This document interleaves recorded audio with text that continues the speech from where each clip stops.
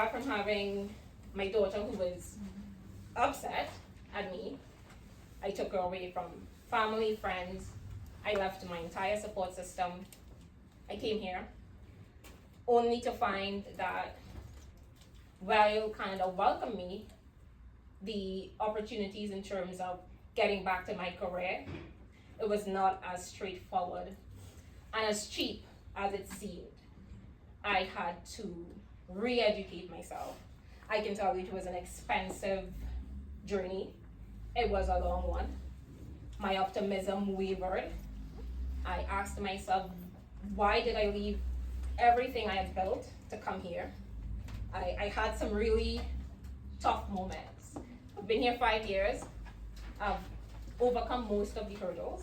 I'm still going through some of them. But my journey is a little different in terms of I came here just before COVID. I came here looking for a job, couldn't find one. Nobody wanted to hire me. Some of them just took a look at the color of my skin, didn't want to hire me. Of course, I went to the GTA, bright lights, a lot of opportunities. That's what they tell us. So I couldn't find a job. I decided to volunteer. They said volunteering is a good way to get your foot in the door. Okay. I went to a law firm. I offered my services for free. And it worked. Then COVID came. And you know what they say? Last in, first out. So, out of a job, out of a volunteering experience. I was learning. Lockdowns, no community, isolation. Everyone is, dealing with their own struggles. Savings going down, because everything comes at a cost here, as we all know. Save for organizations like this that provide services for free, which is a blessing. But back in COVID days, there was none of that. So everybody was on their own. I ultimately was able to find a small apartment, a basement. Never lived in a basement before. I come from a land of sunshine. We don't have basements where I'm from. It was cold. The landlords were mean. They were loud. And they had rodents. So, a lot of fun. I ended up working at Amazon. Working 10-hour shifts, 12-hour shifts, just to make ends meet because I have to take care of my very unhappy daughter. Trying everything in my power to get her to like me, but it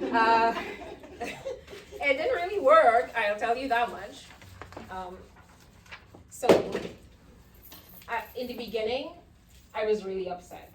I was disappointed. I felt like I had made a bad decision to come here because I had to figure out if it was worth going back to my career. Did I want it bad enough? Ultimately, I decided, yes, I'm going to take that plunge. I mean, it's COVID. There's nothing else to do. You can't go anywhere. You can't make friends. Everybody's in a mask. So I had to let go of a lot of that anger at Canada to focus on getting back to my career. I worked 4 days a week. I studied 3 days a week. The landlords were really loud. I would sit in the corner of my bedroom with earplugs in to block out the noise, and I would just study. And that's what I did for 2 years to get back to my job, to get back to my career. So ultimately, the first thing that I learned and I want to share with you is that the anger, sometimes it keeps us stuck. I mean, we all want a better life, and the road to get there is not as clear-cut as they make it seem. But you have to let go of that and just open your mind to doing what is required. I turned it around. I said, listen, I'm going to learn everything I can about Canadian law so that when I get out there to provide my services to the public, I know everything. That's what I did. I wrote all of my exams. There were a lot of them. And I passed everything. And then at some point, I remember my sister and her husband came to Canada. I was so happy I finally had another adult to talk to, because during that period of studying, my daughter still disliked me quite a lot. She did not have a kind word to say to me. We would be in the same house. She's upset, she's here. Why is she here? You're always gone. But I have to work, right? That's what we do as mothers. We take care of our kids, but they don't always appreciate why we're doing these things. And I try to show her this is the value of working hard, but she missed the point. So my sister came. It was wonderful for a point in time, and then as part of my education to get back to being a lawyer, I had to do training with a professional for 10 months. It could have been paid or unpaid. I applied all over GTA. No, no, no. Everywhere you turn, at least for me, it was a no. And it actually came down to no one knew me. I didn't network. There is so much value in building community and networking. This is the Canadian way. It's not the way, at least in my home country and maybe for a lot of us, but networking is the way. You have to get people to know who you are. So all the no's I got, Brampton, Mississauga, Toronto, for a 10-month position, I ultimately got one yes. And that was because a friend knew someone who said, this girl is going through all of this and she's looking for a position. But guess what? It was in Chatham, Ontario. And I don't know if any of you know where Chatham is. It's like an hour east of Windsor. So I got one yes. I said, I'm taking it. I have to move. Yes, I have to move. I have to leave my sister. I have to do that. Am I taking my daughter with me? Yes, I am. Was she happy? No, she wasn't. She's like, why can't I stay with Auntie? I said, Auntie's figuring out her own way, and you're my daughter, so you come with me wherever I go. She's like, but Mommy, I don't want to live in the country. Okay. You go where I go, because I provide for you, so you come where you go with me, right? That caused more friction. I had family and friends in my ear saying, you know, you've been here for like 18 months, you've made these friends, now you're leaving that to go somewhere else. Are you crazy? You don't know anybody out there. You're going into a predominantly white community. You know, like, why are you doing this? Think about your child. And honestly, if I'm being really honest with myself, moving to Chatham was the only decision I ever made because I wanted to do it. So all the naysayers said, how are you going to find somewhere to live? Because the timelines were short. Like, from the time I got the offer, I had about a month to get everything moved and everything. I said, you know what, I can do it. I rented a car, I lined up some apartments, I drove down to Chatham one Saturday. I saw about 3 or 4 apartments. By the time I left Chatham around 2 p.m., I had an apartment. And you know what? My daughter, again, was not happy with the choice of apartment. It was above ground. And that was the most important thing to me. I can see the road, and I could control my own heat. Because I had been cold since the day I landed in Canada. So, I found an apartment in one day. I was told it couldn't be done. And that's when I decided to stop listening to the family and friends. We all have family and friends, and we stay in touch, and we call them every day. We use WhatsApp and all these, platforms to stay in touch with them. But during this journey, it's more important to build connections here, because sometimes those family and friends are the ones keeping you stuck. I wanted so much to share my experience with them and encourage them but they were stuck in their own beliefs and their own ways, and I ultimately had to just let it be. So I came to Chatham. So I'm here now. Again, unhappy now, 15-year-old. Get her into school. I start working. It's 18-hour days. I'm studying for the bar exams. And I did the same thing, unfortunately. I came into Chatham and I just worked and I studied and I studied and I worked. And that's all I did until I passed the bar exams. And then I made some friends, all co-workers. Everybody's from Windsor. Nobody lives in Chatham because Chatham is a small town. Nobody wants to live in Chatham. And that time period allowed me to kind of flex a little bit. I became known. But part of moving to Chatham in a predominantly white neighborhood as it is not as diverse as Windsor is. I would go to the convenience store across the street, and if there's a police cruiser, you best believe he's waiting to see me go in and come out before he drives off. Because of course I'm there to rob the place, right? When you go into court, of course, I'm most likely the accused person. I'm not counsel. Right? Very recently, in Chatham, where I've been practicing for 2 years, I'm sitting waiting for my matter to be called, and the Crown Attorney says, Ms. Fraser, go ahead. The judge, who's new to the bench, says, oh no, she's a paralegal. Because there's a hierarchy in the court in terms of how your matters get called.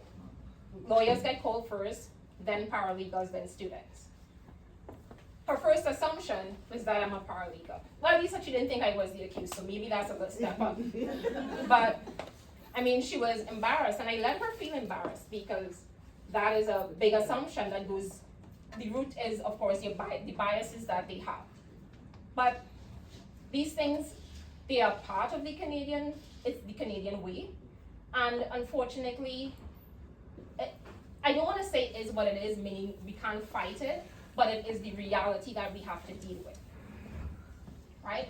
So as immigrants, whether you're a foreign national, a refugee claimant, a permanent resident, going through and learning criminal law, you should all know that there are a lot of things that you may think are small that can cause you to lose your status. So always remember that if you are ever in any sort of situation, make sure you get proper advice, because you can put your status in jeopardy. It doesn't matter if you've moved from a protected person to a PR, from a PR to a citizen. It can all be stripped away from you if certain things happen, right? I'm not trying to bring anybody down, but I always want to let people know, because I see so many people who look like me get into these situations, and then their PR is on the line, they're being asked to leave Canada, they're being deported. It's a really bad situation. But anyways, so, I mean, my story in terms of how everything transpired for me, it ultimately worked out. And one of the best things I can say that came out of it is that I finally learned how to do things for me, while still giving up myself to my daughter. I mean, I will always have a daughter, to give up myself to my family and friends, but I had to at some point put me first. So while you embark on this journey to reinvent yourself, and I would say in terms of reinventing yourself, you can absolutely do it. If you want the exact same life that you had in your home country, then do the exact same things that you did there, do them here. Because the only result you will get is the exact same thing. If you want a different life, you have to make different choices and do different things. We can do it while caring for our children, but we still have to care for ourselves as women and build that community. Take advantage of all of these resources that are available for you. These are things that I wish I had. Citizenship test prep, all of these things. It's really amazing to see the work that they're doing here, and I'm really glad to be a part of it, even just a very, very small part. So I would encourage all of you to network. Make sure, apart from making friends, go to networking events, even if it's outside of your field, because you never know who you can meet. Work on your resume, work on your job letters, tailor it. And all of these things, they seem pointless, but they do make a difference in terms of helping you get to where you ultimately want to be. And I know all of us want to be successful. It took me 5 years, 5 long years to get here. And in the beginning, I had met a lady, and she said, you know what, you've only been here 2 years, you're doing really well. I think in 5 years you'd be surprised to see where you are. And of course I was like, nah, I feel like I'll still be struggling. And I'm not saying my life is perfect. I have my own issues that I'm dealing with as I grow, and I've opened my own law firm now. So I'm learning how to be a business person. I'm learning how to do a lot of things that they've never taught us in school. So I have those challenges, but every day I'm learning and growing. And if you had asked me back in any time before last year, if I would have been here, I would have said absolutely not. Because I never wanted to be a business owner. I always thought, I'd just be a lawyer, and then at some point I'd maybe be a judge or something. It was never a dream until I decided, listen, I gotta stop playing small, stop thinking less of myself. I can do what anyone else can do. I can do what any of those white girls can do. Any of the other lawyers that who are not half as good as I am. And you see them blundering, they have successful practices, so who am I? So I did it at first, no warning. So I'm learning from all of that, but it's a good experience. And I can tell you, I have no special skills or abilities. I have no superpowers other than being able to block out the noise, literally block out the noise and focus and keep my head down and do what I have to do. And you can do the same thing. So I encourage all of you all to do that.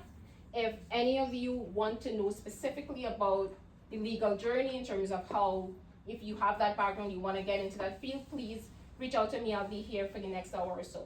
All right? Save for any questions. That's it from me, guys. Thank you so much for that. What an amazing journey. She's very humble, but that's pretty incredible. So if you have any questions to ask, please feel free. I'm sorry, I will ask questions, and I want to say first, thank you for sharing your story, because I believe coming from everywhere that we all came from, we always have someone talking to us, and someone trying to tell us what they did, and we want to do what they've done so we can be where they're at without knowing how they got there. So I think understanding the fact that you're able to block off, and that's you deciding that it was time to be intentional. If not, it wouldn't have happened. So thank you for sharing that. And for your daughter, Yes. we all have kids that we brought into this country. I mean, I'm not going to use myself because I've been here for so long. But for bringing kids in, I work within the school board, and I know what parents do go through. Peer pressure, wanting to be with people or with a clique. So what would you say that parents should look out for? Because it's a struggle. It becomes a battle. How would you tell a parent that is here, going through their teenage or maybe 10 into teenage, how would you say they should look at what could they give their kid and themselves? Because it's 2 for 1 now.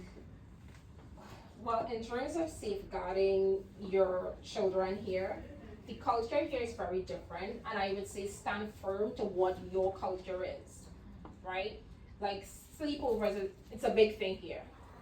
And my daughter always wanted to go on a sleepover, and my position is no. I don't know the parent. I don't know the parents. Okay, well, mommy, you can meet them. Okay, that's fine, but I don't know who the parents have there. I don't know what friend of friend of friend. And in this time where sexual predators are alive and well and everywhere, if you want to have a sleepover, you do it in my house. And my daughter's position was, but mommy, no other parent is like this. And I was like, well, I don't care. I mean, you're mad at me already. I mean, it's like just another day in my life, right? So I would say stand firm to your beliefs, what your culture is, and don't try to be Canadian, because you don't know what happens in those households. And I can tell you from my own experience and what I've seen, what you see on the outside is not what happens on the inside. Though it looks like perfect, oh perfect, mom and dad and Sue and Jack and and on the inside, it's complete chaos. So you have to enforce the rules to protect your kids. You have to. Yeah. Is she settled now? Oh yes, She's seen you. Well, she's 19. She went off to college last fall, and she's living on her own. And she is finally what she wanted to be, an adult. So I say welcome to adulthood. And she's learning how expensive it is to be an adult, how difficult it is to work and study at the same time. And she sent me a text last week and she said, Mommy, I don't think I want to be an adult. And I'm like, tough. Yeah. Very nice. Thank you. Thank you for that, because my daughter is 27. She just completed her law school. She's doing articling right now. Nice. So, and I know what parents do go through and the struggles. That's why I wanted to ask that question. It's not for me particularly, but I'm going to ask one for me. Sure. In terms of you being a person of color and coming into Chatham, I would have thought when you were in Toronto that you'd have gotten something, but nothing happened. No. Strange enough. No. Okay. So now in Chatham, how were you able to now rise above all that and still came out to become an entrepreneur?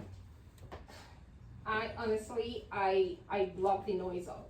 I read this book called The Four Agreements, and one of the agreements is that you don't take anything personally, because everybody can experience life from their own perspective, from their own biases, their own beliefs, or whatever it is. So, and as well, I do understand sometimes where the police is coming from. They are out there in the streets every day dealing with certain things that most of us know nothing about. And I can tell you this crime situation is like something out of Law and Order. Things you will not believe are happening right here in our communities, and most of us are oblivious to it. Thankfully, because if you don't need to be exposed to it, I will not invite you to stare into the abyss, as my partner says it is. But I blocked it out. I let them feel embarrassed when they need to be embarrassed. I don't try to make excuses for them. I don't try to brush it off. We have this way, you try to make them feel better. I don't try to make them feel better. So when the judge says, no, she's a paralegal, I said, good morning, Your Honor, I'm counsel. And she got red-faced, and I was like, and I paused, and I waited, and she settled herself, and then I proceeded with my matter. Right? So you have to stand firm for who you are. Don't make yourself small for anybody, because I can tell you they don't make themselves small when they're around us. They take up all the space. Right? They judge us by the color of our skins, by our accents, by where they think we've been, by the things they think we may have done or we could do. As people of a certain race, they're inherently violent. So it's never ending. So take up your space, do what you need to do, and don't apologize for being who you are. Right? Let them feel embarrassed. And stare them in the face.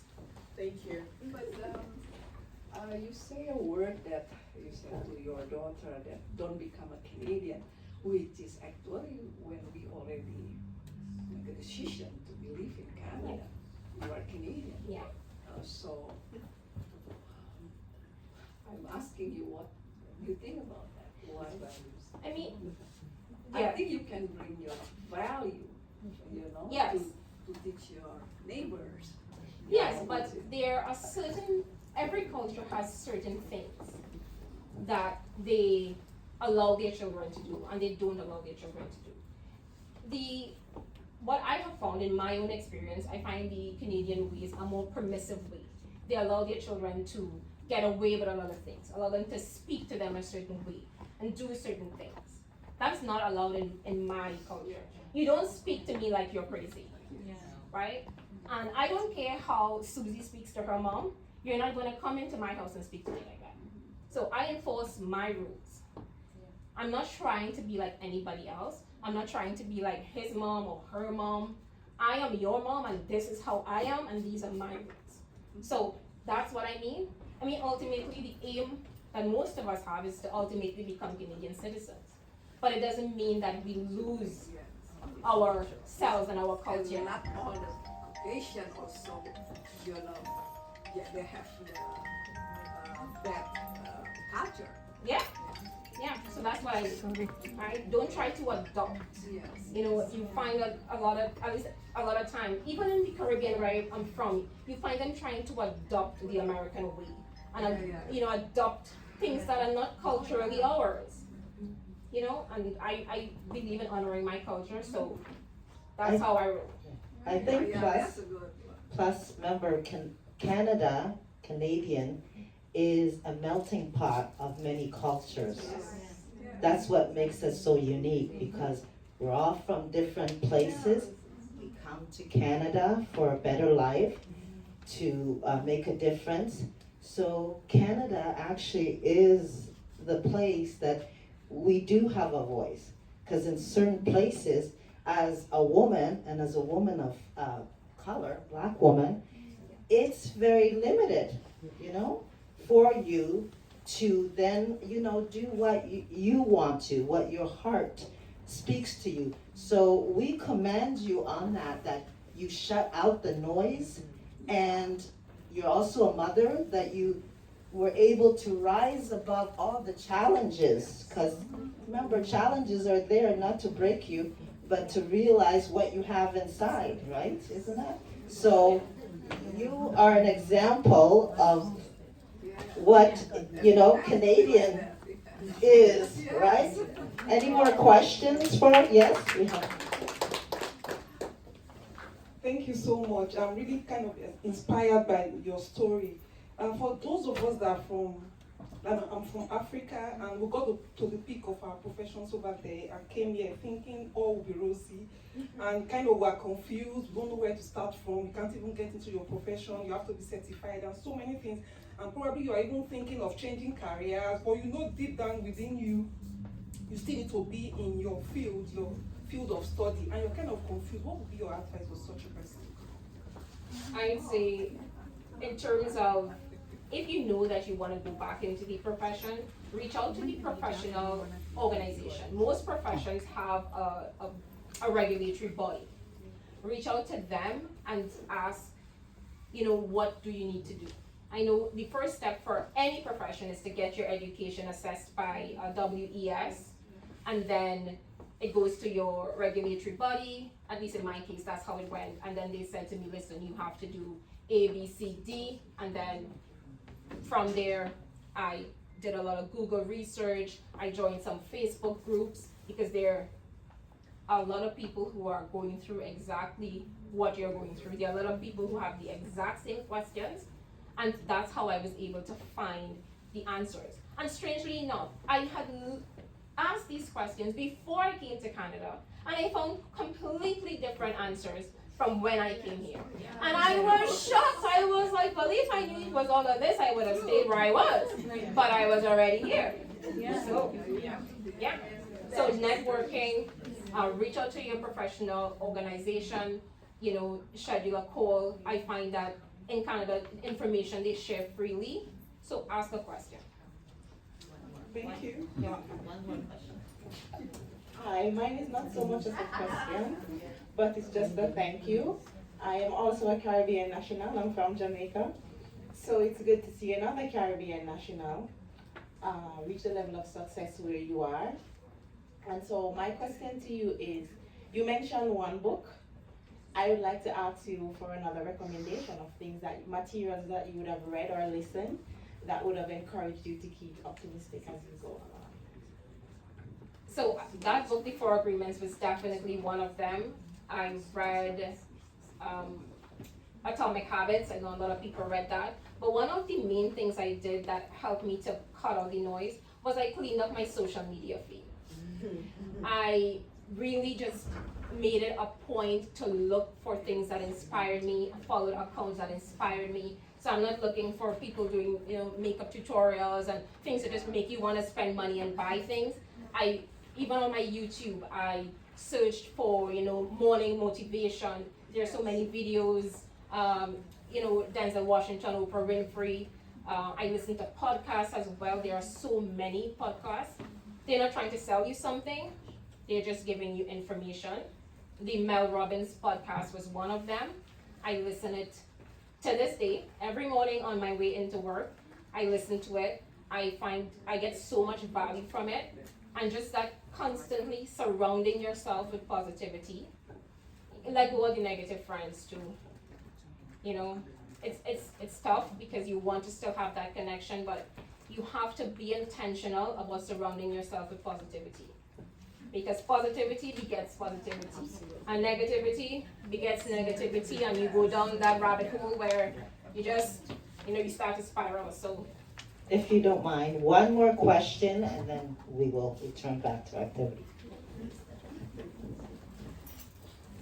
Okay, we thank you so much for your advice. You have told us what you went through until you are standing there. The other lady was talking about her profession when she doesn't know what to do.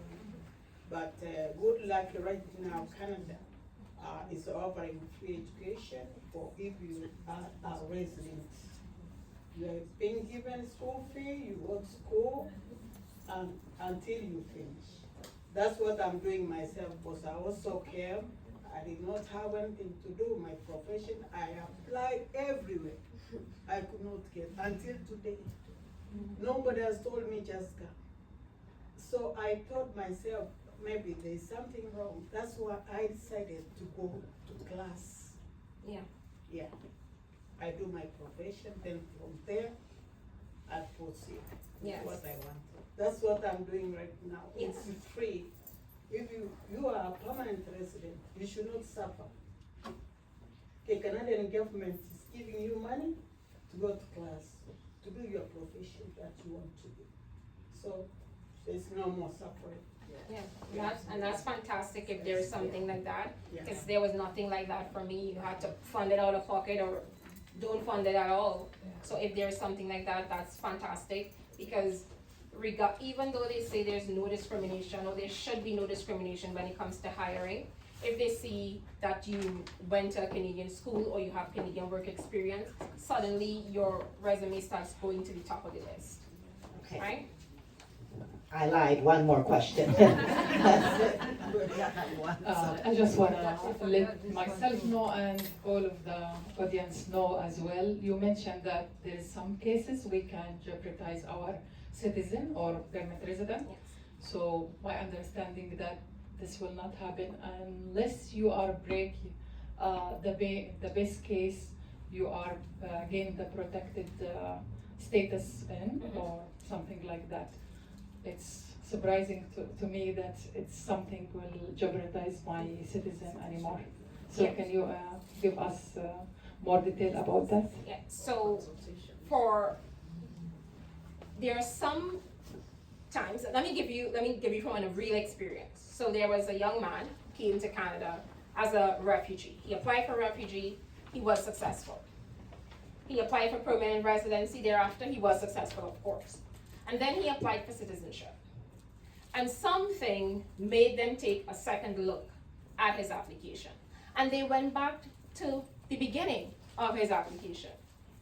And they discovered a fraud or misrepresentation. And it turned out that there was some misrepresentation on his part.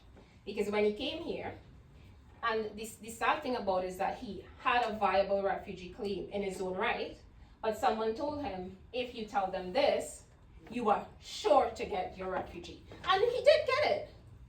But Now, 10 years later, he's established here, he's going to school, he's working, doing well.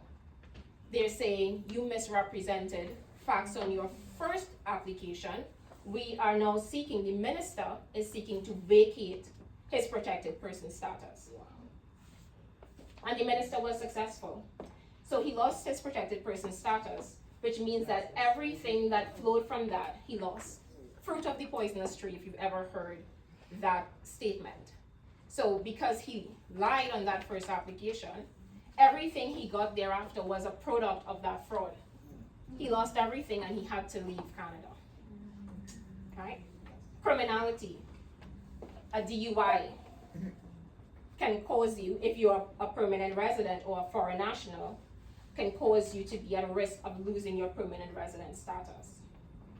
If you are involved in a domestic with your partner and there is a conviction that registers, say for example, 5 years later you want to bring your mother here, you can't, because you were convicted of violence against a family member, so you now are not allowed to bring your mother here. So there are small nuances that put you at risk. And there has been some changes in the law where they have removed certain procedural protections that were available for permanent residents. If you, say for example, you are convicted and they're saying you're now inadmissible to Canada because of criminality. The procedure was CBSA would send you a letter saying, we believe you are inadmissible, please come in for to speak to an officer. Then there would be a hearing, and then if you are not successful at that hearing, you can then put forward an H&C application, humanitarian and compassionate, to say, listen, I've been here for 20 years, my entire family is here, I should be allowed to remain. They have removed all of those protections. So from the conviction to the officer issuing that letter, they can go straight to removal.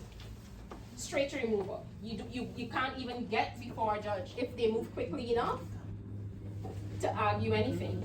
And now you can't argue humanitarian and compassionate grounds to be allowed to remain in Canada. So things have changed, and the mandate to reduce the amount of immigrants in Canada, while we say, oh, it's going to affect only people who are trying to come here, it could affect people who are already here. So be careful. That's all I'm saying. Be very careful, especially when you have an interaction with police. Be very, very careful. Okay? Thank you so much. I know we want to keep her here all day, but we can't. So let's just, thank her for informative, very informative. Thank you so much.